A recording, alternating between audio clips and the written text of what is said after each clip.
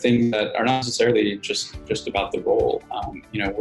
We're not just sort of, how can I train this person to know just what they need to know for this narrow role, but how can we nurture a passion for learning so our team members can be the best versions of themselves, whether here at Onfleet or anywhere else in the future. Welcome to Grow Think Tank. This is the one and only place where you will get insight from the founders and the CEOs of the fastest growing privately held companies. I am the host. My name is Gene Hammett. I help leaders and their teams navigate the defining moments of their growth. Are you ready to grow? A learning organization. It's not just where you give people training or you give them little bits to help them with their skills. A learning organization is something that goes deeper into changing the way those people think about themselves. The skills they're developing is part of it, but it really is about raising their entire value to the organization and internally.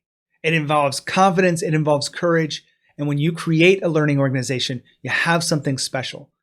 I have really searched hard to find organizations that really do this well, and I found Onfleet. I was talking with Khaled Naim, the co-founder there. They talked about the importance of having a learning organization in our interview. One of the things I liked most was he talked about how they really encourage their employees to challenge who they are and what they're doing.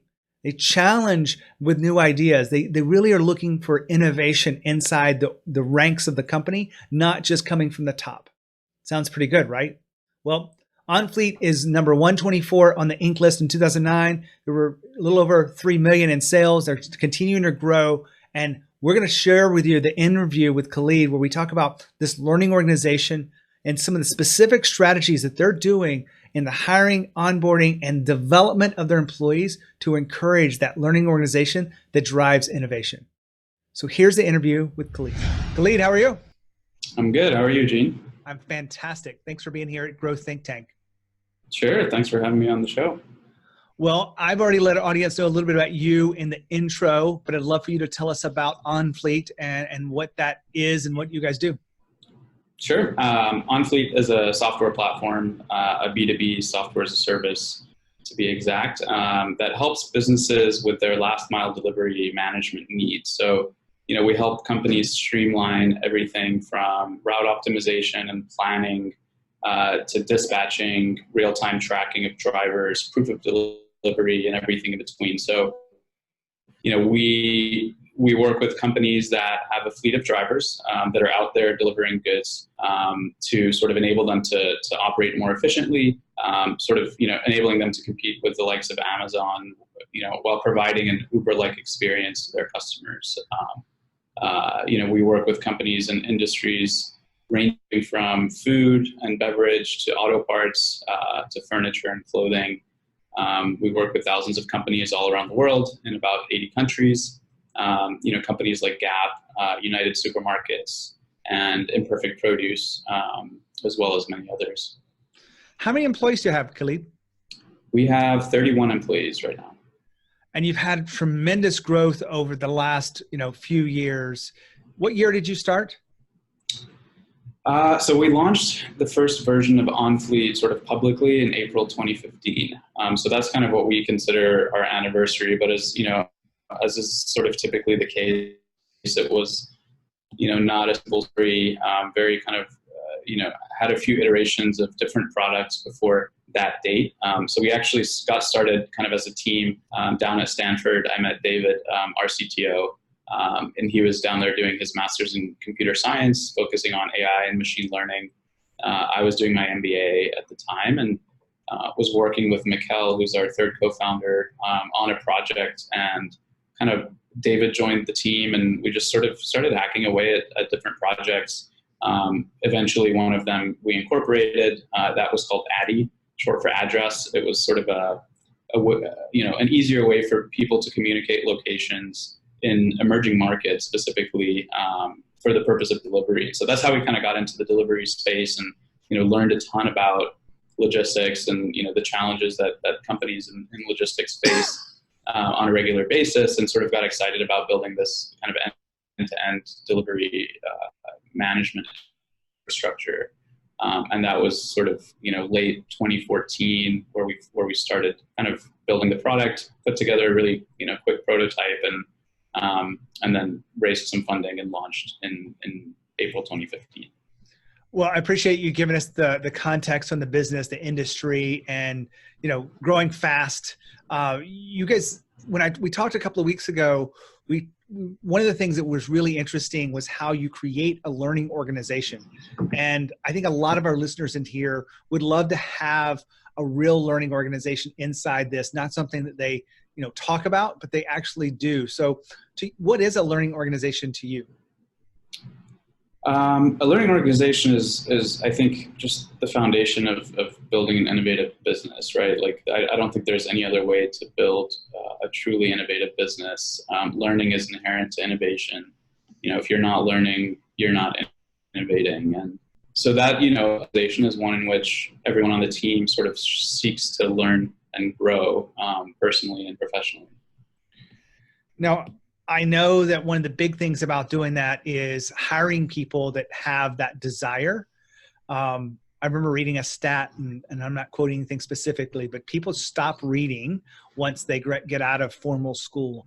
And I think that's pretty sad. But how do you determine if someone wants to be a part of a learning organization that you're creating? Yeah, that's a great question. So yeah, today, screening for folks that want to be part of a learning organization for us is just as important, if not more, than screening for sort of relevant experience in a specific role in our hiring process. And I think, the way we do that, so a few things. The passive predictor, so, do these people have a history of learning and growing? Have they been promoted in prior roles? Do they have side projects? We ask them questions like, when did they need to learn something new to drive a result? Tell me about a time that you failed and what you learned from the failure, right? So failure is a great indicator of kind of risk seeking and growth. So understanding how they think about those experiences, how they think about failure. And really, one of the key ways that we screen for this is, have they taken the time to learn about Onfleet? You'd be surprised how many people just don't do this before the first call, and that is critical. We also put, for many roles, we put folks through scenarios in which they're required to learn something about the product, often quite a lot. They often have to really dive in there, go through our API docs and things like that, and that really makes it very apparent, who prepares and who enjoys the process of learning something new, because we know that none of them have sort of have learned about this product before. So it kind of puts everyone on a level playing field. Let's hold on for a second. Khaled just said this very quickly, and I want to kind of go back to it. In the hiring process, they're looking at where people were promoted in previous roles. It really is cool to be able to look at where someone has moved levels and be able, if they're looking for something new, to be able to see how they've moved levels. What you're actually looking for is people who have moved levels, but they did that because they moved companies. They're probably really good at interviewing, and that really is something to pay attention to. So in the hiring process, if you can look at people who've been promoted 2 or even 3 times, you know that they're performing at a higher level, and that's probably going to be very good for your organization. Now back to the interview with Khaled. When you think about this learning organization, there's many different pieces to it. Are there specific questions that you ask? I know you gave us 2 there. You look at their previous roles, you look at failure. Is there one that you like more than anything else? Yeah, I really like putting candidates through a scenario that kind of levels the playing field and has them use the product. We're all very product driven here at Onfleet. Myself, my co-founders, everyone on the team kind of obsesses over the product, and so that's kind of the learning organization and sort of growth screening. A little bit separate from that, but knowing that someone is excited at least at first glance about the product and what we're doing, and you can really tell very quickly how excited they are after sort of getting them set up with a free trial, having them dive in with the product and learn it and see how well they learn a new tool like Onfleet. Well, I want to dive into some of the other areas. Once you have them on board, is there anything in the onboarding process where you are, really stressing the importance of having a learning organization? During the onboarding process, I mean, yeah, like they, really jumping into the deep end and, have to get ramped up very quickly, obviously, because we're a small early stage company and, we're trying to move as quickly as possible. So getting new employees ramped up as quickly as possible during the onboarding process. And, we facilitate this, once they're onboarded and like part of the team, we facilitate learning and development in a few key ways. One of them, we have a stipend for everyone on the team. They have $1,000 a year to spend on learning. We used to have it be that they had to learn something that was related to their role. But a year ago or so, we changed it so that they can go out and learn anything that their heart's desire. So we just had our designer learn aquaponics this weekend. One of our account executives got his yoga certification last year. People are learning about value investing and cryptography and machine learning. And so that's, one of several ways that we encourage and sort of foster learning and development. We have TED Tuesdays. So every Tuesday during lunchtime, we cater some food and we all get around the projector and watch a TED Talk that someone on the team has sort of been chosen to select. And then we have kind of a lively discussion afterwards. Last week, we actually went to the real TEDx in San Francisco all together as a team as well. So just kind of learning, things that are not necessarily just about the role. We're not just sort of, how can I train this person to know just what they need to know for this narrow role, but how can we nurture a passion for learning so our team members can be the best versions of themselves, whether here at Onfleet or anywhere else in the future. That's really interesting because I think a lot of leaders out there, that it's natural to give training inside the role, but you opened it up. Was there anything that triggered that, or just something you guys thought of as co-founders and said, this is the kind of organization that we are? How did it come to be that you opened it up beyond just role-specific training? Yeah, it's just kind of like, I think just like a strong cultural thing, like my co-founders and I all have a passion for learning and, reading and we wanted to sort of foster that across the team. And, we encourage everyone to sort of challenge our ways and to question our approach to doing things. And I think this, going from just, training, learning and development stipend for your role to, learn anything you want, sort of started kind of informally. Someone requested that they were teaching yoga internally at the company once a week. They had a yoga session before lunch after our all hands meeting. And, they asked if they could go out and get a yoga certification that was sponsored by the company. We agreed to do that. And that sort of got me thinking, why are we limiting it? I think this is a great benefit, probably one of the best benefits in the company. And so, let's let people go out and learn what they're passionate about. And it kind of evolved over the last couple of years. Really big idea that just came out of what Khaled said. He's encouraging everyone to challenge them. Now, them is the executive leadership, the co-founders, all the people at the top of the company. Is encouraging everyone in the organization to challenge how they do it, why they do it, the process and the steps, so that they can continue to innovate. They actually make this a part of the culture. Now, are you encouraging others to challenge you? Are you encouraging them to debate what you've always done? I always got in trouble when I had a corporate job because I was the person who would challenge the way we've always done it. I think you want your employees to challenge you. You want them to innovate on what you've done before. And they can't do that by just being a yes person and really just going along with the flow of things. So invite them to challenge you. Now back to the interview.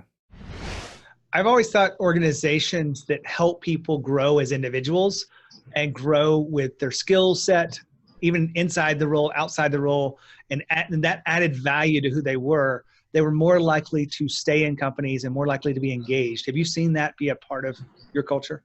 Yeah, absolutely. I mean, retention is through the roof. People really love working here.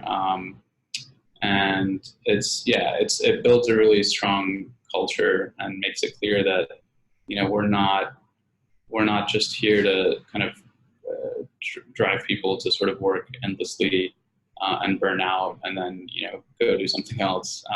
We really enjoy and take pride in the fact that we can help our team members grow and develop and, hopefully one day move on and maybe start their own companies.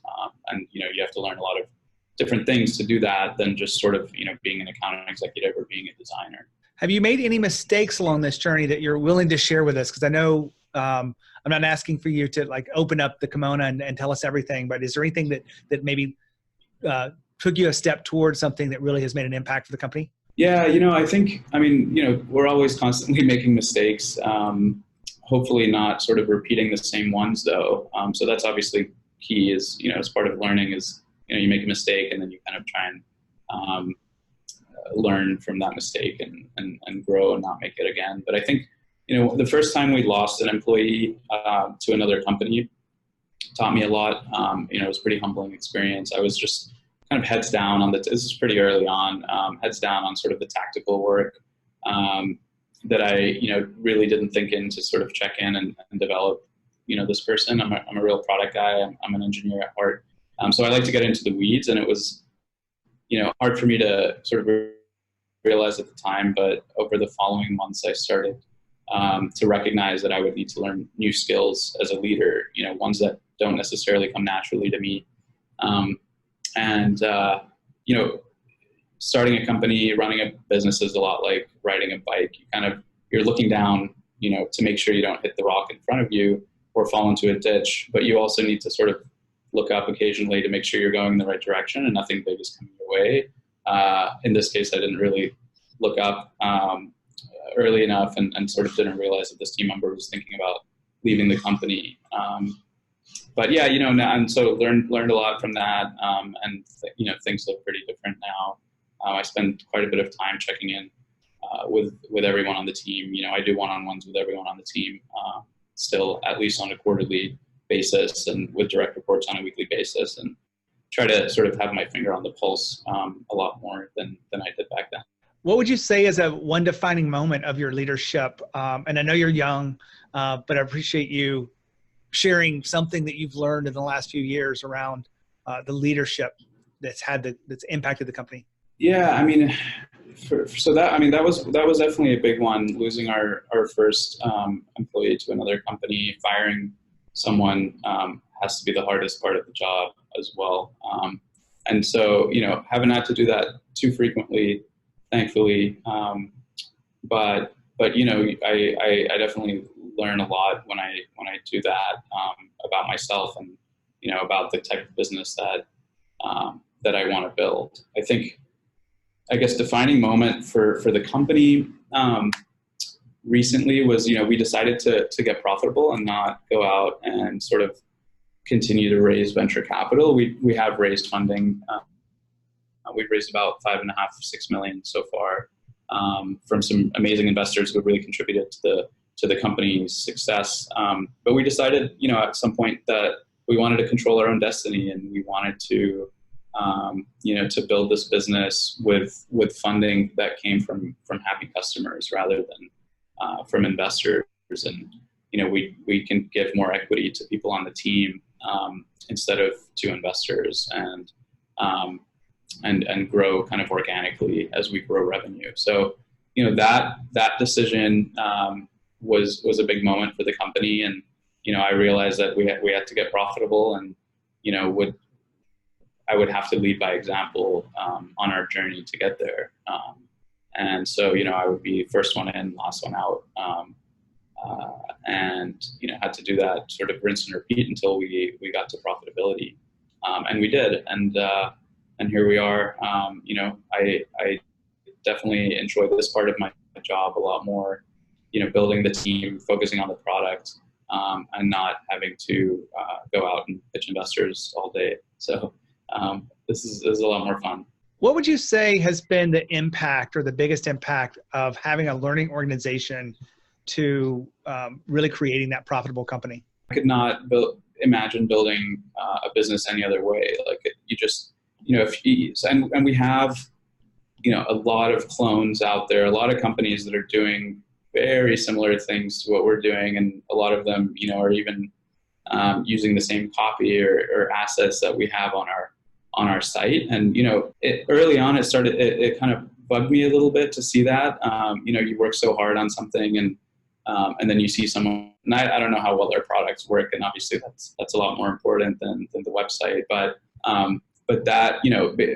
those companies are clearly not learning and growth oriented companies. They're not innovating, and I think to innovate is the only way to succeed. And especially with what we're doing, when we're kind of building new technologies and kind of pioneering I guess a new space. I think it's just critical, and so that seeing that doesn't really bother me anymore. It still bugs some of our employees, but I'm kind of over that at this point. Well, I want to ask one final question as we wrap this up. What do you do to really challenge your employees to innovate? I know it's something they probably crave, but what is it you do inside your leadership that we could learn from?